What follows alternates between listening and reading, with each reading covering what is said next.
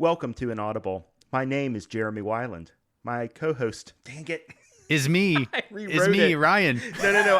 It says my co-host Ryan Masterson is on parental leave. I'm not. Well, I am, but I'm not. Continue. Keep going. Yeah. Keep going. Okay. Welcome to Inaudible. My name is Jeremy Weiland. My co-host, Ryan Masterson, is joining me today. On this podcast, we discuss the weird, beautiful channeled messages found in the archives of LL Research and other organizations like them. The archives contain transcripts of messages from allegedly discarnate sources who claim to hail from an organization they call the Confederation of Planets, in service to the infinite creator. If you would like an audio version of the transcripts, please subscribe to Ryan's other podcast, Living Love and Light, available on all platforms. Ryan and I will try to provide analysis and commentary on the philosophy described in these messages, identifying the common themes, and grappling with the application of this information to our human lives. Thanks for joining us on this journey. And Ryan, my dear friend, it is so good to talk to you again while we have the record button on. How are you doing? I'm alive and happy. Our baby is getting out of the newborn phase and into the baby phase, where the baby is smiling and she's interacting more. And so we're pulling out of the cave and towards the light of parenthood. Because the first, they call the first 3 months the fourth trimester, because I think from an evolutionary perspective, women wait too long to give birth, they die. Women die because your baby gets too big. So we figured out this evolutionary thing where 9 months is about the right time, gestational age, but babies still need so much care. So anyway, we're coming out of that fourth trimester now and getting a bit more sleep. So I'm doing well. Thank you, Jeremy. How are you? You look well rested. You look fit and happy, and it's really good to be back in the saddle with you. I'm doing fine. I have been really, I don't know. October was kind of tough because not only was I not doing the podcast, but, it just didn't seem like anything was going on in the realm of spirit that I wasn't pushing, save one thing. Well, two things. One, the meditation, the weekly meditation group that I do, that's been keeping me grounded, and doing the weekly one-on-one conversations with those who we work with in the Other Selves Working Group. Just being able to have an ongoing dialogue with other seekers and compare notes on our lives and how we apply this philosophy to our lives. It is a tremendous blessing for me. And I think I'm pretty certain that, the people I talk to get something out of it, but they help me so tremendously. I never leave one of those conversations, just like this podcast, just like when we record here. I never leave the recording. I never leave the conversation whenever we talk about these things, feeling deflated or de-energized. Even if I'm tired, my spirit is way up here and I just want to keep going. And that's why, maybe it's good that we're going to have a little bit of a constrained episode today. We had a little bit of a scheduling snafu, but I'm really glad that we can go ahead and get an episode out. Yeah, me too.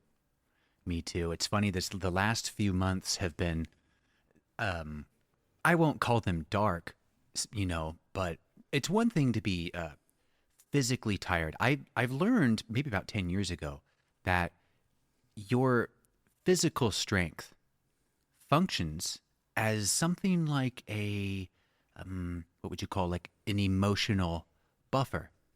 If you are struggling inside emotionally and you feel healthy and strong physically, well, then it seems like you can deal with that emotional challenge, whatever you're going through. However, if you lose that physical strength, whether it be, you run 20 miles and you're literally out of blood sugar, you're literally out of energy, or something else is going on, it becomes very hard to cope with those emotional feelings.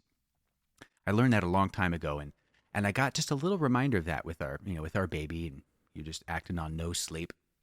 Just the general, and I mean general, stress of the world and the constant targeting of fear towards you, towards like the media, I guess just the media in general. You know, it's like you can't turn on the TV or I can't turn on the TV or YouTube or anything without just getting bombarded with kind of those fear messages or things that just kind of piss me off, you know. And combine that with just being tired, you know, and I started getting down and feeling really down.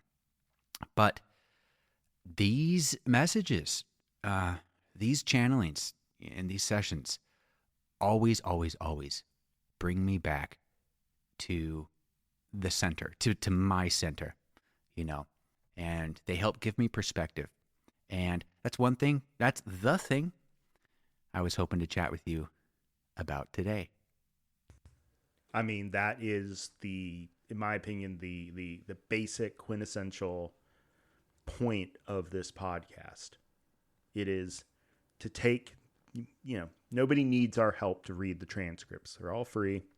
They're all out there, and you know, you can read them yourself. But what we're hoping we've always hoped we could have a dialogue about how to apply it, because it seems like there's less information about that. There's less stuff to read out there about how different people with different temperaments, with different catalysts, with different events, you know, situations in their lives, different constraints, right? We all have limitations, but some of our limitations are different than others.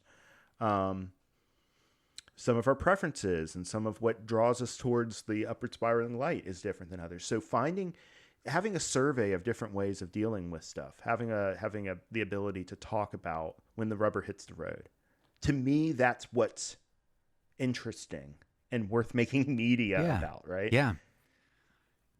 Yeah, it's tough. It's I guess that is kind of the wonderful part about all of this material. And the material you're working on generating. It means something different to each person who reads it, depending on where they're at in their lives. It may be what they need in the moment. And, you know, at this time I'm doing some of the quote unquote LL Research Origins that's on their website. And I'm reading through Man, Consciousness, and Understanding from Clyde Trepanier back in the late 50s, early 60s. And one of the things that they've been hitting hard, at least recently, with some of the, you know, the recent publications or episodes, is that you have this part of you that is the subconscious, that is essentially the all, right? It's that connection with everything. It's who you are on a soul basis, with, like, you know, maybe all the lives you've lived, all the experiences you've ever had, everything you've encountered in your life, whether or not you were ready to receive, you know, the meaning of that. Your subconscious contains all of that. And then it's overlaid with this thing called consciousness. And nothing will come into your consciousness until you're ready for it. And I love being reminded of that everything that I receive, you know, the thoughts, the opinions, my worldview, just the struggles, everything is based on where my consciousness is at right now. And if I work on raising my consciousness, then I lift that bar and I allow new things to come in, new perspectives, new challenges, but hopefully a greater sense of peace with the struggles that I currently deal with. You know? Yeah, it's like you're widening the ratio on the compressor, right? There's like the same experience is coming through the signal. Yeah. Sorry, I'm using audio processing because that's our lingua franca for both of us. But the idea is that, you know, when you hear really well produced music, it's usually because it's been compressed. In other words, the frequencies that fall outside a certain box have been limited so that it boosts, or it feels like it boosts what's left in that box, those frequencies that you do want to target. Well, think of this. So first and foremost, when I used to hear ideas like raise your consciousness, I always thought, what? What do you mean raise my consciousness? And only recently, and by recently I mean in the last 30 seconds. Have I think I've kind of realized what that means for me. And if we take raising your consciousness as a one-dimensional visualization of kind of saying what I said, that you have your subconscious and what sits on top is this layer of consciousness. And as you raise that level, think of like a rising tide, there's a whole bunch of extra volume that can sit underneath that, a whole bunch more experience and maybe new thoughts and new challenges that can sit and funnel through that consciousness. But if that doesn't work for you, maybe think of it as a two-dimensional visualization. Think of it as a circle, an itty-bitty circle. And raising your consciousness is simply making that circle bigger and wider. Yeah. What is the surface area of what is the circumference of the circle? It's not a linear, you double the diameter of the circle. You don't double the circumference. It's a non-linear function. You really widen, you double the diameter of the circle, you really widen that circumference. And I feel like that might be what it is with when you're quote unquote raising your consciousness. You're expanding that circle. And when you expand that circle, you just, that circumference of yourself widens and you become exposed to so much more. But that's hard to do. How do you raise your consciousness? And that's what I've struggled with the last 3 months, kind of being away from you. I have not been meditating. I've been scrolling through Twitter, which is like very dangerous. And it's like, how do you raise your consciousness through all of this? Well, I'll check in with LL Research, or I'll check in with some of these messages and read through them. Yeah.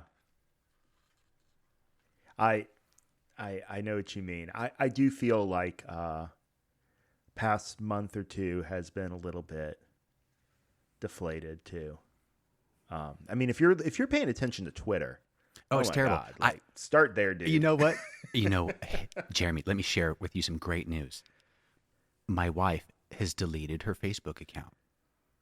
Yeah. And I don't know why I don't follow suit and just delete my Twitter. Actually, I know why I don't delete my Twitter. I need to focus my Twitter on simply what's called FinTwit, financial Twitter, because the talk about what's going on with certain companies and countries on FinTwit is actually very good information for at least catching rumors. And since a lot of trading happens on rumors, I can kind of put my finger up to the wind and see what's going on. I need to delete every other person that I'm following that is not financially oriented. I need to delete, or else I just need to get off Twitter, because I took a break from Facebook when I did my graduate degree and I was working on another financial certification, and it was the happiest. I did not realize how unhappy I was on Facebook, and not because of the messages I was receiving, but the fact that I was spending so much time simply looking at other people's lives rather than living my own. And now, and I'm so happy because my wife is taking that plunge. I think she's recognized, in herself, I'm just not feeling right. Here's a step I could take. Let's see what happens. So I'm excited to see what happens, and I need to follow suit. I need to follow suit. I've felt like Twitter has been a negative force in my life for probably half a dozen years at least. But 2021 was largely lived off of Twitter. 2022, I just I've somehow, look, I didn't make myself meditate. Just one day it just clicked, right? Mm-hmm. I found the secret, right? Don't make yourself do it. Skip it if you want. But every day, give yourself the option to do it. And then that is kind of what I would never have guessed was what would do it. And maybe there are other things I'm not giving credit. With Twitter, I've decided if I scroll through that feed and I say F off to the screen more than 3 times within 5 minutes, that's a sign. I'm convinced. I'm deleting this right now. I'm just, why talk about it? I'm just going to do this. Remove. Delete. Yeah. All right. We're done. It's done. Here's the thing. Here's the thing. But I use Twitter for something different than you do, because you're trying to get this financial information. Oh my God, the worries about inflation right now on Twitter, crazy. That people must be nuts. But I love Twitter as a purveyor of humor.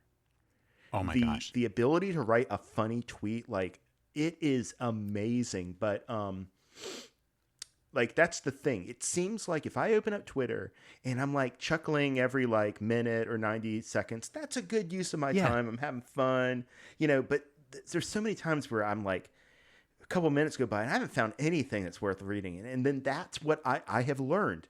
Just close it. It's not going to get better. You're not going to find some that kernel, like that pearl that you missed. Yeah. Like, you're not going to find it by scrolling. No, that's a great way of putting it. But that's what you think. I'm just going to do one more, right? Mm-hmm. It's like, it reminds me of the 2 minutes hate. Is that what it was in Orwell's 84? The 2 minutes. Yeah, in 84, yeah. That's what it is, but it's not 2 minutes. You know, and my phone weekly gives me a screen time report of how much time I spend on it. I'm like, ugh. Dude, speaking of 1984, I've been listening to Van Halen's 1984 a lot. Good on you, sir. I never, ever, ever, ever understood why people liked Van Halen. And now I'm sort of like getting it. I need to visit it.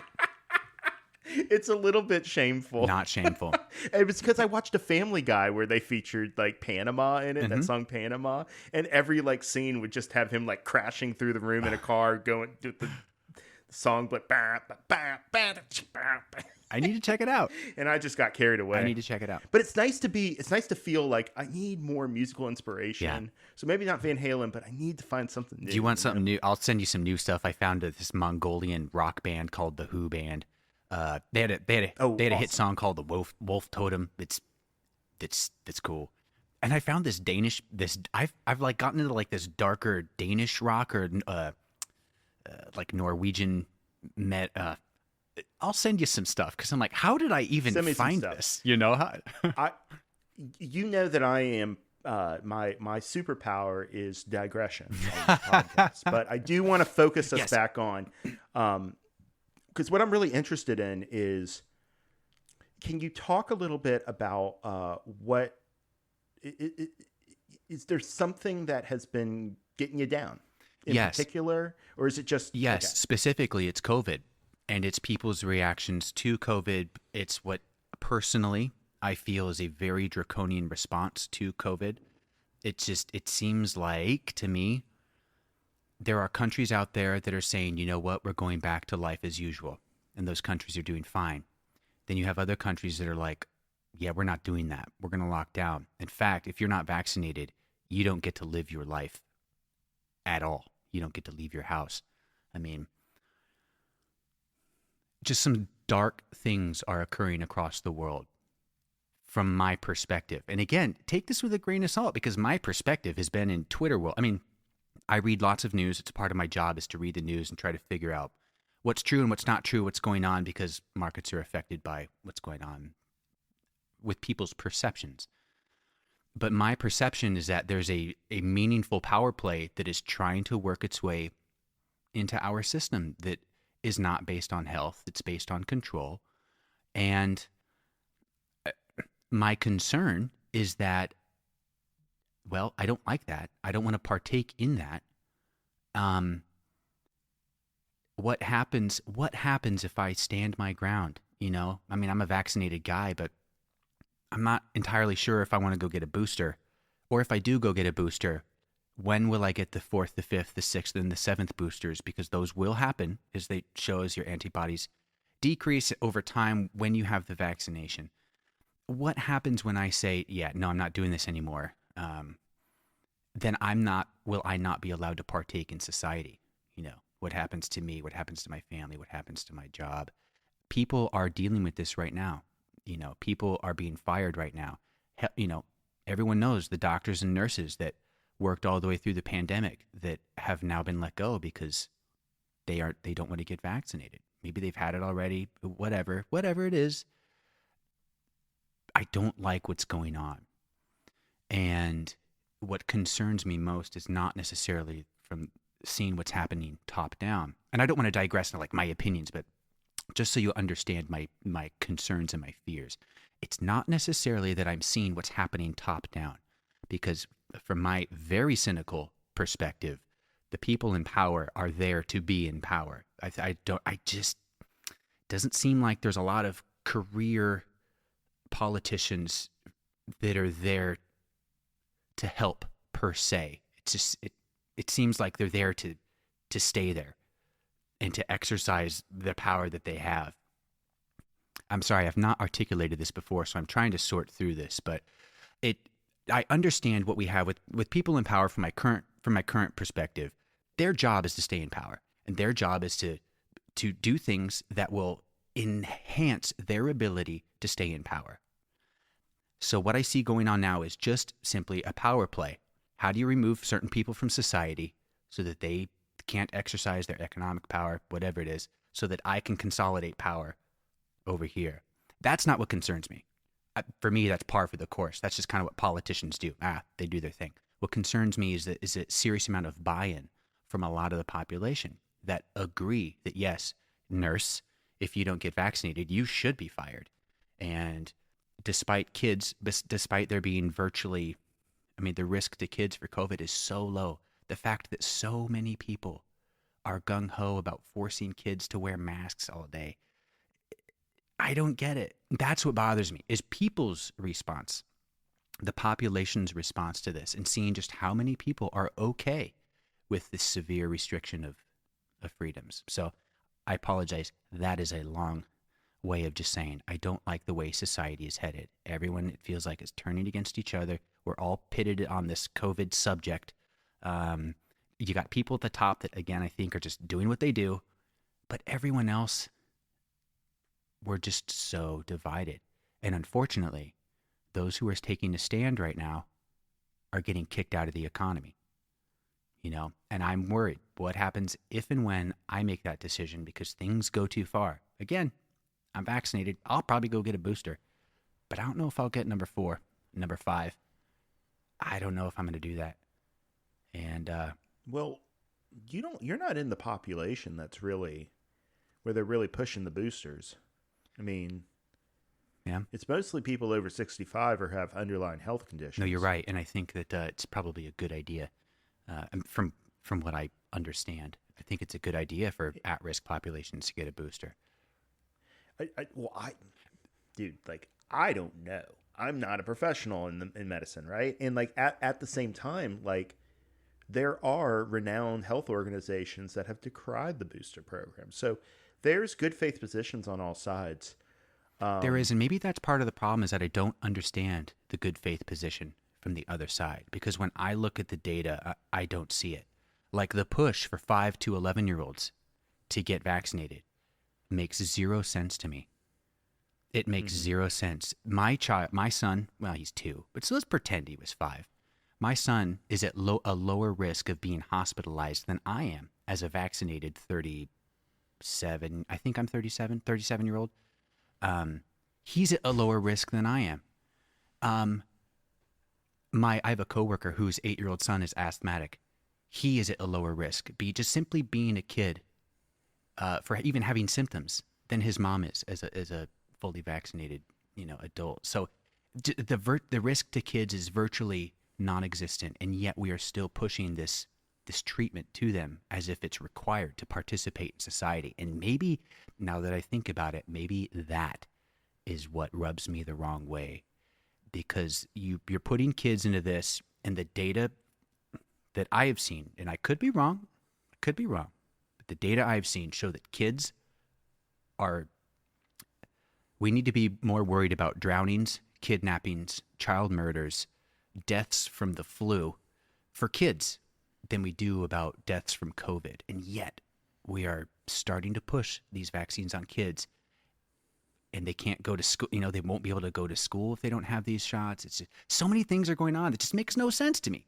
And the only sense that I can make of it is that I just step into my cynical position and be like, wow, okay, if I can't understand it, then it must be done on purpose, and there must be a sinister purpose behind it. And that's what's driving me into this cave, is this idea that because I can't explain it, or I can't understand the other side of the equation, given, the stuff that I've looked into, then therefore it must be on purpose. And if it's on purpose, then there's a sinister reason behind it. And that's what's driving me nuts, Jeremy. Well, so well, it's kind of interesting. I'm surprised we haven't done like a COVID episode before, given that our podcast started It during did. all of this, um, and we've kind of stayed away from it. But I just want to say, Ryan and I don't always have the same opinions on things, and I have no problem with Ryan talking about his opinions. It's good for people to know that this philosophy is practiced by people who hold a wide variety of viewpoints on different things in society. But what I'm really interested in, and you and I'm sure will go into the weeds about the epidemiology and all that. I don't really have strong opinions about it. Just to put my cards on the table, because I don't want it to feel like you just bared your No, soul it's and I didn't. But like, I just don't feel like there's. I feel like the problem here is not epidemiology. It's not the data. It's not the science per se. It's the erosion of trust that has occurred in our society over the last 50, 75 that's a years better. set us up for this indecision, for this inability to come together as a social complex and point in a single direction, not because someone tells us to, but because we have all built the trust that we can network this decision across the complex, right? Across You the nailed it. society as a fourth density You nailed it. social memory complex would do it, right? You nailed it. And I Yeah. think that, and that's something that I noticed. That's something that I noticed. Other people might have figured this out earlier, but when Trump came into office, and again, my job is to read the news, so I'm reading all this crap. I'm like, oh boy, we're in trouble. And then the whole Trump presidency, I guess, kind of pulled back the curtain, or at least it kind of solidified that I feel like our institutions are in trouble.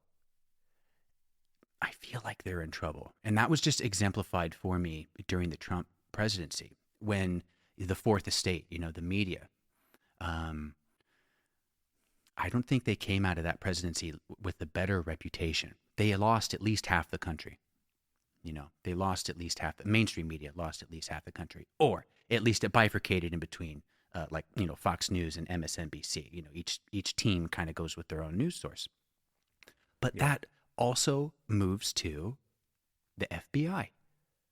That also moves to other the CDC. Or it's not just the media. It's every institution. It's just everything. Every institution that's been in place. Yeah, we're starting to lose our faith in, and maybe that's a better way of putting it, Jeremy. There's no unifying source as a society to say, okay, well, here's this apolitical group over here that isn't there to collect more power or to exert power. They're here to provide us with an educated opinion about what's going on and what may be best, health wise or whatever it is. That is gone. Either Yeah. everything has been politicized or it has been made to be politicized by the other side.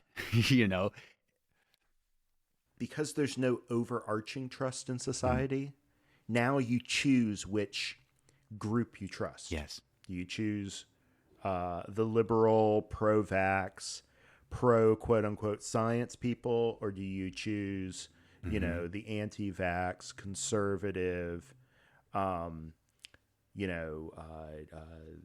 don't tread on me kind of. Yeah. And these are like emotional circles, way more in my opinion than ideological ones, right? Like both schools have inconsistencies in them. Both schools have Sure. like things that don't make sense. Like I'm pro vaccination for the most part, but like I have a limit too. I'm not going to get 50 shots. You know what I mean? Like nobody's going to put up with this forever. Like, and that's a shame, because I mean, it's a shame that we can't use that as a way to unify.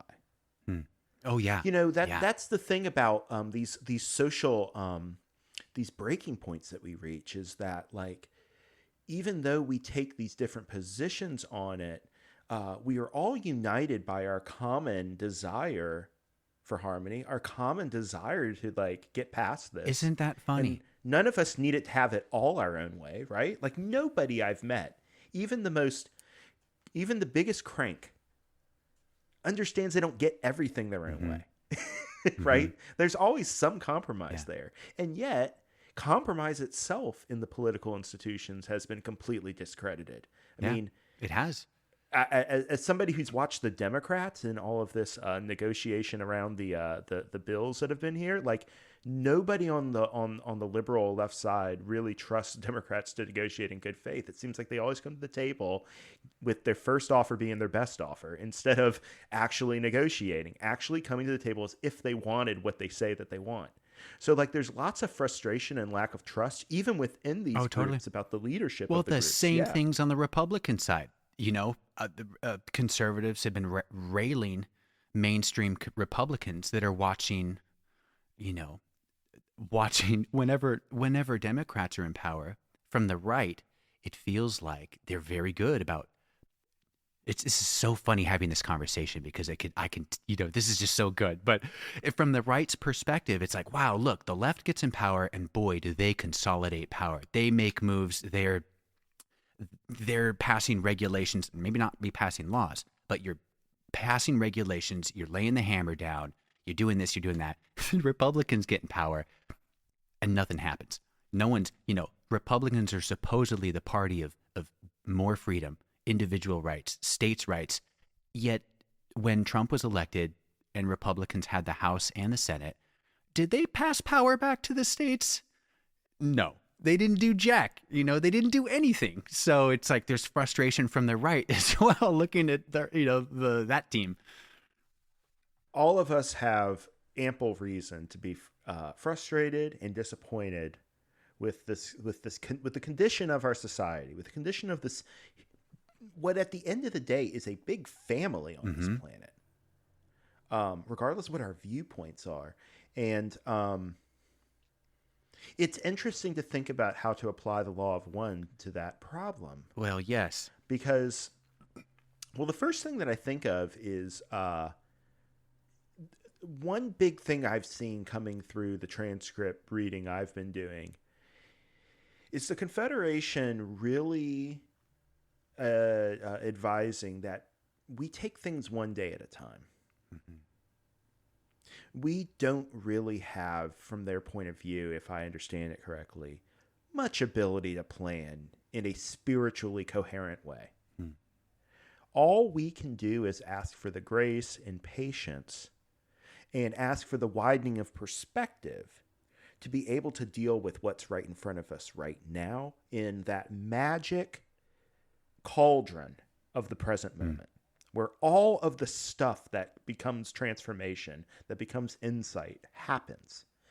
And I think maybe like it's tough, and I say this as somebody who doesn't have kids, right? I understand that by the very nature of your role, you have to think of the future. I understand that. I would only say that the Stoic philosophers always chastise their students to not worry about things that they don't have control over. Yes. And that it must be so difficult. I have to observe it. That must be so difficult to bring into this world something that you treasure more than anything else, something that all you want to do is see flourish, but recognize that at the end of the day, it's not totally up to you, right? It's not. And let me bring up one item. You remember a while ago, I told you that if I'm ever watching the news, watching a documentary in particular, and if I get particularly fired up about what they're telling me, then that serves as a red flag that I'm probably being manipulated. They're probably framing that things are always so nuanced. It's rarely so clear cut. I feel like I need to take that tack whenever I'm feeling flustered about my opinions about what's going on in the world. Maybe that should be a flag. Maybe not that I'm being manipulated per se, but that maybe the flag should be, hey dude, remember the illusion. Remember the illusion. And remember that I came to Earth in this incarnation to experience certain things. I chose this time. I chose whatever is about to go down, whatever has gone down in the past, I've basically chosen this. Furthermore, my kids being born, it follows that they have chosen this as well. And if that's the case, then what lessons are there to learn during the experience? You know, am I going to get locked into that illusion and try to let it affect me to the point where I can't function or can't, or can't learn or can't have a happy life? Or do I try to take that wider perspective and say, am I going to love my friends? Am I going to try to be the light and live every day with love and understanding? And one thing that constantly comes to mind, and thank God for this, and as a non-Christian, thank God for this, but it's I only know this because of the movie, Mel Gibson's movie where Jesus, what is that movie? The Passion of the Christ. I only know this. But isn't it where the Jews turn in Jesus and Pilate's talking to Jesus and he's like, yo, dude, are you the king of the Jews? And Jesus says, my kingdom is not of this world. Kind of knowing he's in trouble. He's probably going to go to die, sooner or later. And he says, my kingdom is not of this world. And I think about that. I have thought about that every day for the last couple months when it just kind of was incepted in my mind somehow. I try to think about that. Ryan, don't get caught up in this illusion. You're here to learn and to do your best to love others. This is not the end game. So chill out, dude. Yeah. Yeah. It's a hard thing to learn because, talking about how you are effectively triggered. Yeah, totally. By programs, yeah. right? And their attitude, their kind of production style, and the way they seem too glossy or too glib, and they just kind of suck you in. It's like, oh yeah, yeah. It's like what snake oil salesman, right? It must be too good to be true. It's snake charming. Yeah, yeah, and I have that same reaction. I think that's a common wanderer reaction, to be honest. Of not simply. I've seen a lot of wanderers who feel insulted by that. You know what I mean? Who when they feel manipulated, this is how I am. Maybe I shouldn't speak for all wanderers. I'll just say me. Commercials really rub me the wrong way. I hate commercials. I hate the way that they play on my emotions and the visual ways that they if you think about all film, it's all juxtaposing these scenes against each other to create what otherwise if your mind was just looking at reality, you just see a continuous stream of something that's always changing, but the frame is the same. They just push things together like Clockwork Orange style, right? Everything just gets jammed together and it creates a certain impression in your mind. You can't even help it. You're right. I know that I'm vulnerable. It's why it bothers me. I know that I have a vulnerable mind.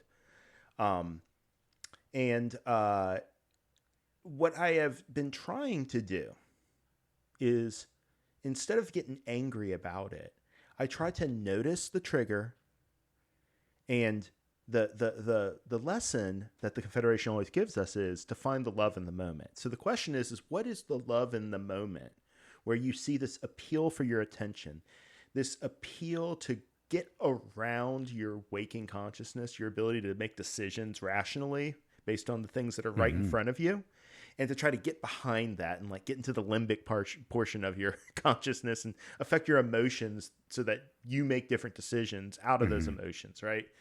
And the way that I've been able to find to kind of square that circle best, because I certainly haven't solved the puzzle, is to just accept that I am vulnerable and that I am manipulable. You're human. You can talk me into things. That's a true thing about me. I may not like it about myself, but it is the way that I am, and it's foolish to say that I'm not like that. How can I be loving and be radiating unconditional love to the greatest extent possible in spite of the fact that I Yes. feel kind of like a fool. You know, right? yes. Yes, yes, yes.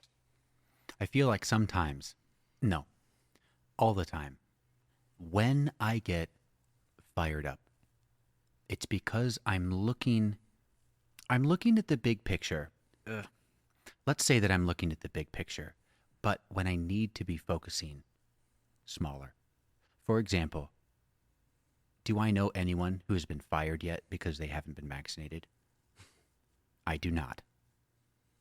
If I do have a friend or loved one who's let go because they've made that choice, then it is on me to help them if they need help. Yeah. You know? So why stress about all this other stuff? I cannot control. I can call my congressperson. I can put up flyers. I can, I can certainly take actions to try to, whatever, make change, I suppose. But maybe what matters is that I condense it and I work person to person and not, I, this is one thing. This is one thing Jordan Peterson rails on. I am a huge fan of Jordan Peterson. Be aware, listeners. One thing he rails on, And I am not. Be aware, listeners. one thing he rails on is that he really rails on people who try to change society without first trying to look for that change within themselves. So why he says clean up your room first before you try to clean up the political order, right? And I need to take that lesson to heart because I get caught up in trying to change, looking at these big problems without first maybe starting from the ground up and making sure my own house is clean, Sure. you know. I think that's very sound advice. I mean, I think a lot of Jordan Peterson's advice is sound. I just don't think it's very special. That's all. And also, I don't think there's a serial element to it, frankly. There's no reason I have to wait to do anything political, to do anything in the yellow ray matrix until I've gotten my orange ray matrix completely squared away. I think we work on I think what the energy body is the fact that consciousness expresses in all of these dimensions at once. And we're working on all of them at once, trying to find this like weird balance between the survival needs of the red ray, the understanding of the self and the individual other in the orange ray, the understanding of the social complex in the self in the yellow ray, the study of unconditional love. Like we're working with everything at once. Something may have our attention, our focus, or not, but that's I think people would do better politics if they recognized that they were working on themselves when they were doing politics. And I think people would work on themselves better if they recognized this was a point that I made like 15 years ago in an essay, but like there's a certain sense in which I think working to reform the social self is work on the personal self, and work on the personal self is work on the social self. The Confederation has definitely said straight up, you want to make the world better, work on yourself. Like, so that right up there, like everybody agrees on that. But the issue is that there's things that you can learn by engaging with society, by engaging with these institutions, that simple sitting at home and meditating won't teach you. Yeah. That's why we're in a situation where we have the great fortune to That's the encounter these purpose systems, of right? this. That is the purpose of this density. Yeah. How do you get to that green? Like we've said before, we're here to learn the lessons of love. That's why we're here.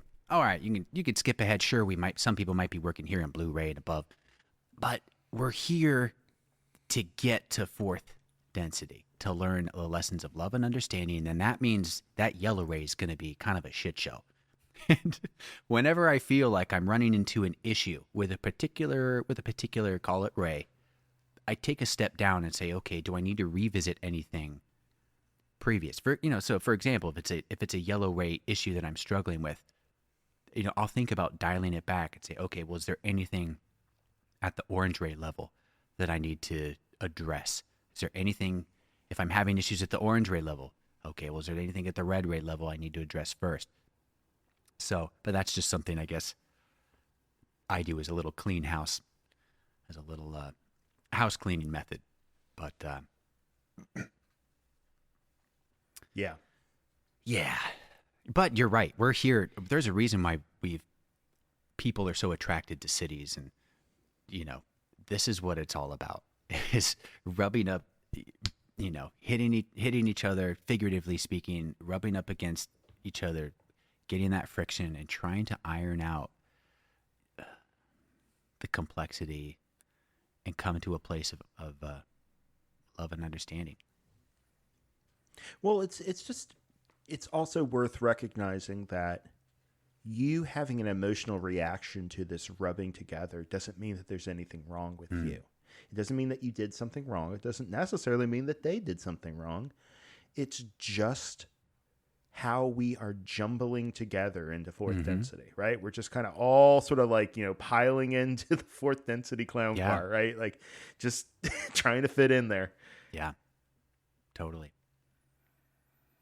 I think it's also, so the working with the triggers was one thing that I thought of when I listened to how you were approaching this, and it applies to me too. The other I would think would be, if we don't have direct, effective control to change these things to our satisfaction,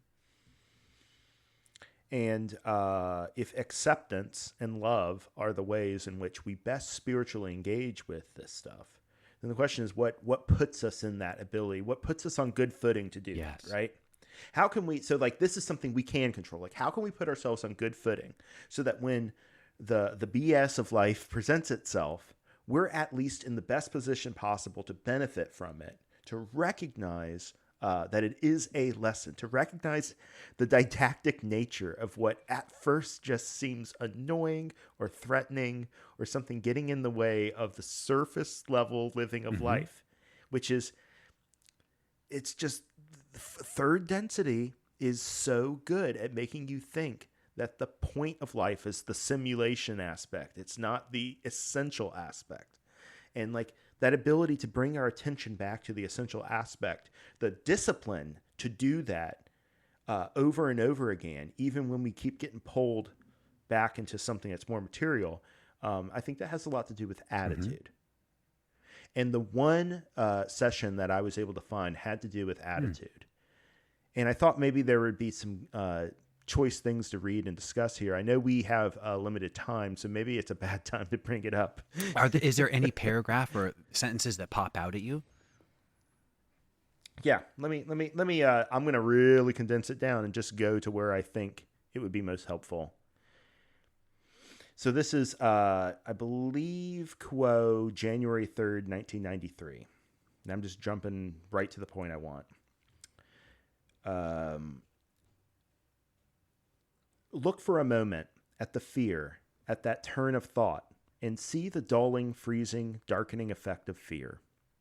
We do not encourage you to go forward as if you had no fear, if your distress is considerable, but would indeed encourage you, if you can do this at any crux, to recognize and accept these older and seemingly more painful lessons, even though they are painful.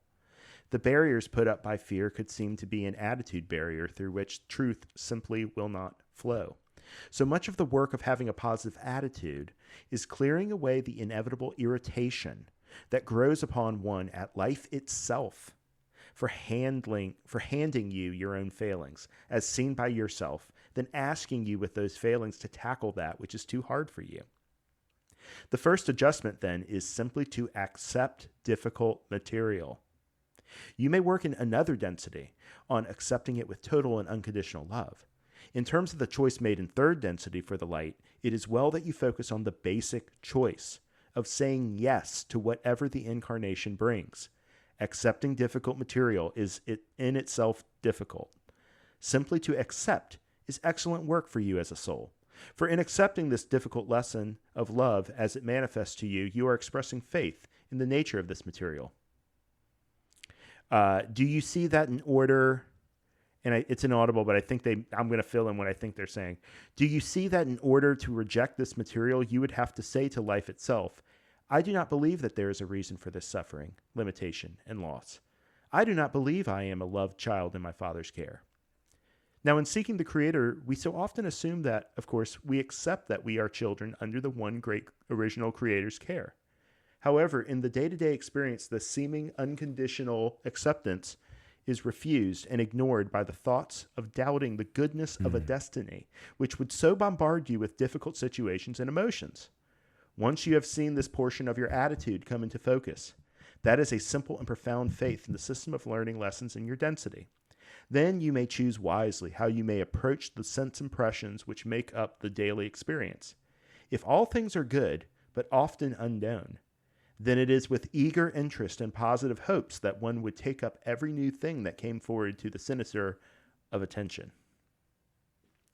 I'll leave it there.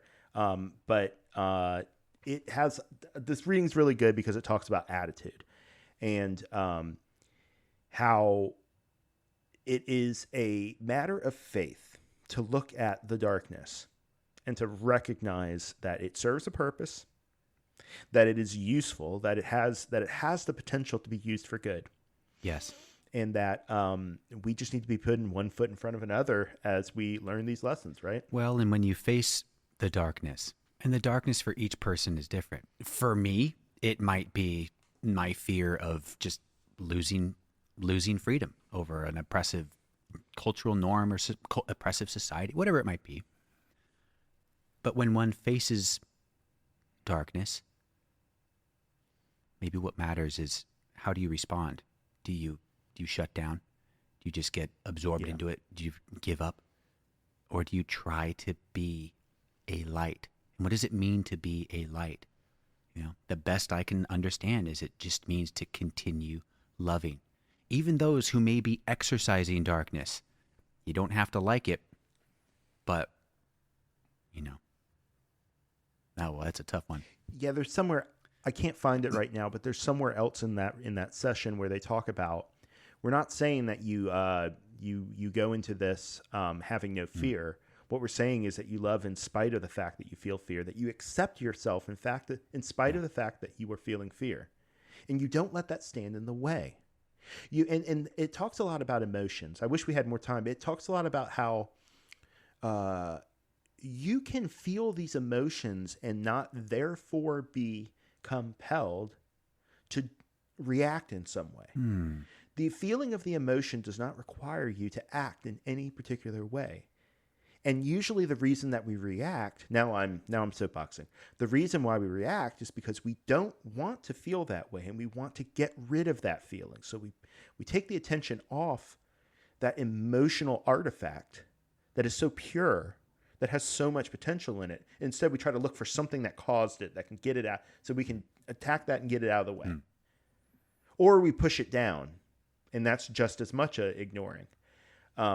The idea is to feel the emotion, and then instead of as an animal who would just react instinctively to the stimulus of that emotion, that we think like spirits, and that we act on principle, and we act on the faith and knowledge of the educational nature of all of this, and that which is not needed will fall away. But it is the work of many, many lifetimes to find that which needs to fall away, right? That which you don't need. That's what that which is unessential about yourself.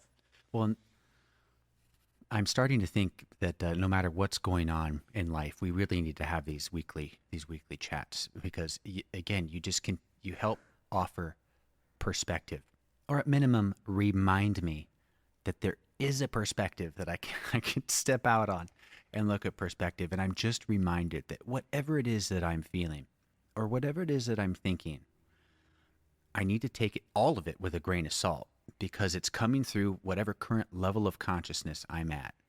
And I need to work on raising or expanding that consciousness.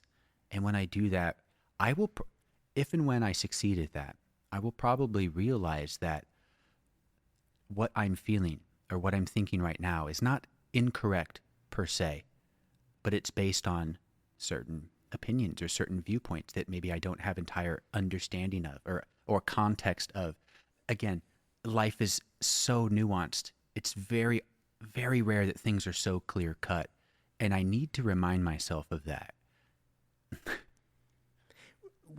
It's so strange. It's such a strange philosophy because it looks at life instrumentally and says that it all has this like function, right? That it's not just itself. It's not just sending kids to school and going to jobs and having arguments with your spouse or any of these little details of life that we all recognize. They actually, the real point of them is this other kind of thing that's like 90 degrees to it, Yes. right?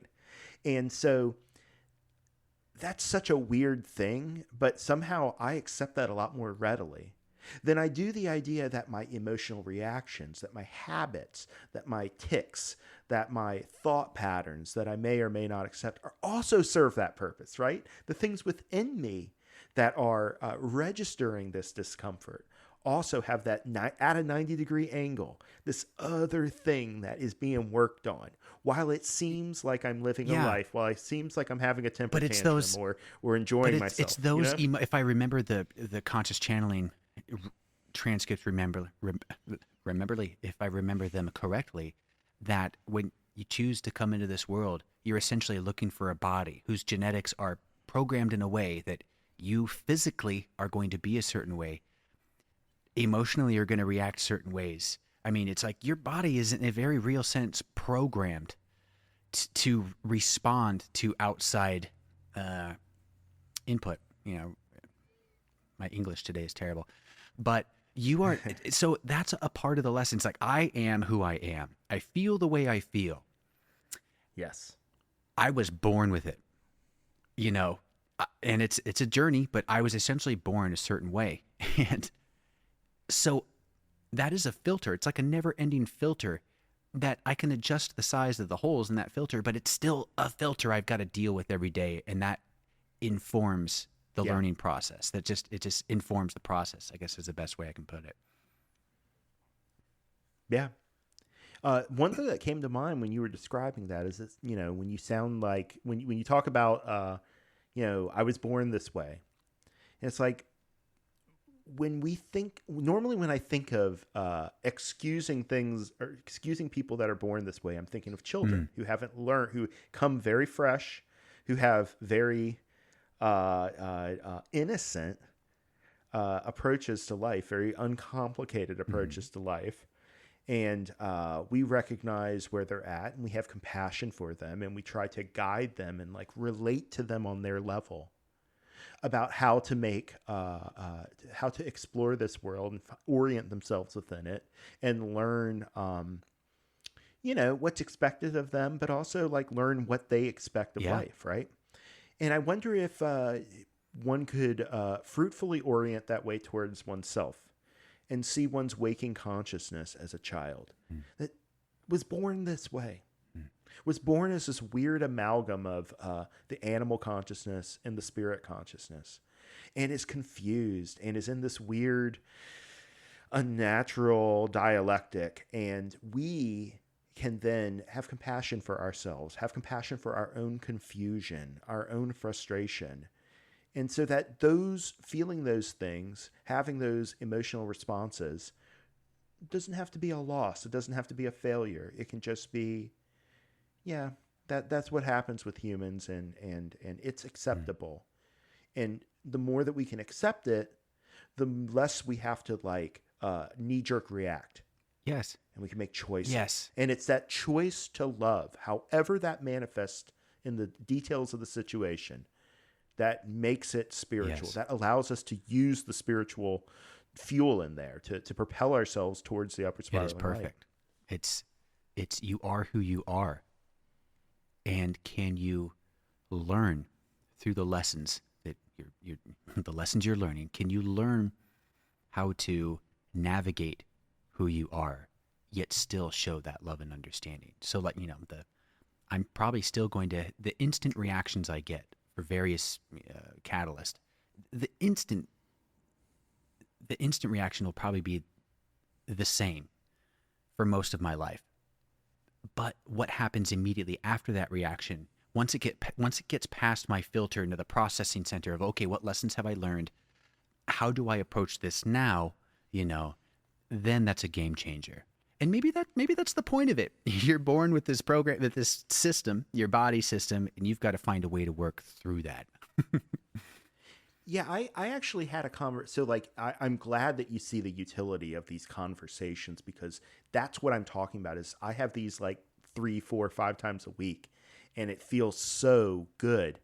And we were having a conversation that grazed on this topic, and it does seem like a big part of the growth of consciousness and third density has to do with decoupling the emotional reaction to something from the desire to tell a story about it, the desire to explain it to yourself, and then like act in some way because of that story. Not you're not acting to the emotion. You created a story because of that explains the emotion and then orients your action further. Whereas if we could just feel the emotion and then decide how we want to act, not react, but decide. Yes, making the choice after. Yes, But we have to give ourselves a chance to make a choice, right? Like it's like you got to get in the middle of that stimulus response feedback loop where you got to get you do. in. Like that's where I think meditation really comes in useful. Yes.